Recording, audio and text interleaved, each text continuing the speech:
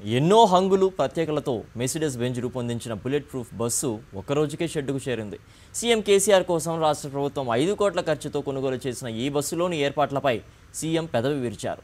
దీంతో వాటిని సరిదిద్దేందుకు ఆర్టీసీ అధికారులు వెంటనే బస్సును దాని బాడీ రూపొందించిన జేసీబీఎల్ కంపెనీకి అప్పగించారు.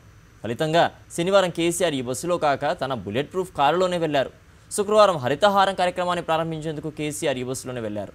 యాదాద్రి ఆలయం వద్ద బస్సుకు పూజలు చేయించి తీసుకొచ్చాక సీఎం పర్యటన మొదలైంది. ఆ సందర్భంగా ప్రభుత్వ పథకాలకు సంబంధించిన సీడీని ప్లే చేయగా పాట రాలేదు. 1/2 కిలోమీటర్ దూరం వరకు వినిపించే శక్తివంతమైన సౌండ్ సిస్టమ్ ఏర్పాటు చేసిన బస్సులో సాధారణ సీడీ ప్లే కాకపోవడంతో సీఎం అసంతృప్తి వ్యక్తం చేశారు.